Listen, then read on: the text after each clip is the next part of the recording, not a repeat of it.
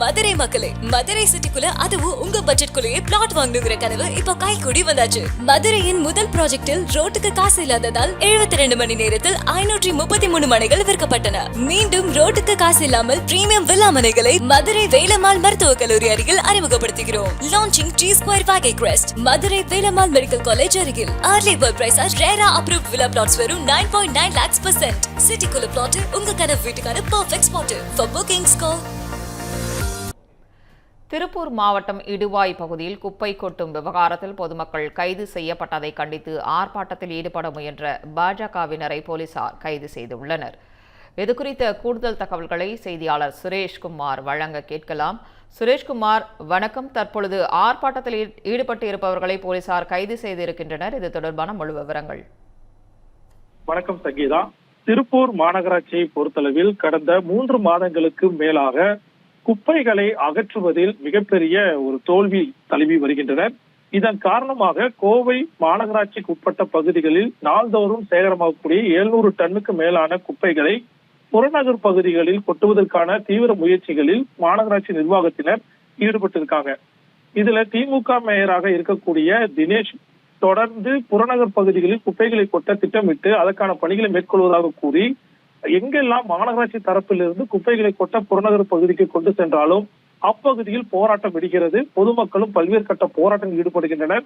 அந்த வகையில் தான் இடுவாயில் சமீபத்தில் போராட்டத்தில் குப்பைகளை கொட்டக்கூடாது என போராடிய பெண்கள் உட்பட பலரை போலீசாருக்கும் அவர்களை தாக்கினர். திரும்ப போலீசாருடன் தள்ளுமுள்ளு ஏற்பட்டதில் போலீசாருக்கும் காயம் ஏற்பட்டது. இதில் 10க்கும் மேற்பட்டோரை காவல்துறையினர் கைது செஞ்சாங்க. இந்த சூழ்நிலையில் தான் பாஜகவுடைய தேசிய செயற்குழு உறுப்பினரும் முன்னாள் மாநில தலைவருமான அண்ணாமலை தலைமையில் கோவை திருப்பூர் குமரன் சாலை அருகே இன்று மாலை கண்டன ஆர்ப்பாட்டம் நடத்துவதாக அறிவிக்கப்பட்டிருந்தது. இந்த சூழ்நிலையில் தான் இடுவாயில் குப்பை கொட்டும் பிரச்சனை தொடர்பாக நடைபெறவிருந்த இந்த ஆர்ப்பாட்டத்திற்கு காவல்துறையினர் அனுமதியை மறுத்திருக்கிறார்கள். இதற்காக அண்ணாமலை அவர்கள் அந்த போராட்டத்தில் கலப்பதற்கு முன்னதாக அங்கே திரண்டிருந்த 1000க்கும் மேற்பட்டோரில் முதல் கட்டமாக முன்னால் நின்று கொண்டிருந்த 50க்கும் மேற்பட்டோரை காவல்துறையை கைது செய்ய முற்பட்டாங்க. அப்போது அவர்களுக்குள் தள்ளுமுள்ளு ஏற்பட்டது. அந்த நேரடி காட்சிகளை தான் நாம் பார்த்துக் கொண்டிருக்கிறோம். திருப்பூர் மாநகராட்சி வீதி எங்கும் குப்பை மேடாகவே காட்சி அளிக்கின்றன. அந்த வகையில் சுகாதார சீர்கேடு ஏற்பட்டிருக்கிறது. ஒரு திடக்கழிவு மேலாண்மையை இதுவரை சரிவர மேற்கொள்ளாததே இந்த சூழ்நிலைக்கு காரணம். இதுவே மிகப்பெரிய ஒரு சீரழிவுக்கு சாட்சி என்ற வகையில் பள்ளிகளுக்கு முன்னாலும் மக்கள் அதிகமாக நடமாடும் பகுதிகளிலும் அங்கன்வாடி பகுதிகளிலும் குப்பைகள் மலை போல் குவிக்கப்பட்டிருக்கின்றன. இதன் காரணமாக திருப்பூர் மாநகராட்சியில் குப்பை பிரச்சனையால் மக்கள் கடும் அதிருப்தியில் இருப்பதால் தற்சமயம் தற்காலிக தீர்வாக புறநகர் பகுதியில் உள்ள கிராமங்களில் கொட்டி இப்போதைக்கு அந்த பிரச்சனையை முடித்து வைக்கலாம் என மாநகராட்சி நிர்வாகத்தினர் முயற்சி மேற்கொள்கிறார்கள். ஆனால் புறநகர் பகுதியில் இருக்கக்கூடிய மக்களும் சுதாரித்துக் கொண்டு தங்கள் பகுதியில் குப்பைகளை கொட்டக்கூடாது என, தங்கள் பகுதியை சுகாதார சீர்கேடாக மாற்றக்கூடாது என தொடர்ந்து போராடி வருகிறார்கள். அவர்களுக்கு ஆதரவாக பாரதிய ஜனதா கட்சியினர் சார்பில் இன்று அண்ணாமலை அவர்களுடைய தலைமையில் தான் இந்த போராட்டம் நடைபெற இருந்தது.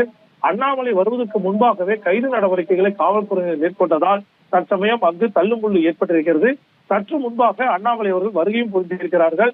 அவர் தொடர்ந்து காவல்துறையினர் மக்களுக்காக நிற்கக்கூடிய இது போன்ற போராட்டங்களை தடுப்பதற்காக பல்வேறு கட்ட நடவடிக்கைகளை மேற்கொள்வது கண்டிக்கத்தக்கது என்ற முறையில் அவர் பேசி வருகிறார். சங்கீதா, தற்பொழுதைய கள நிலவரத்தை பகிர்ந்தமைக்கு நன்றி சுரேஷ்.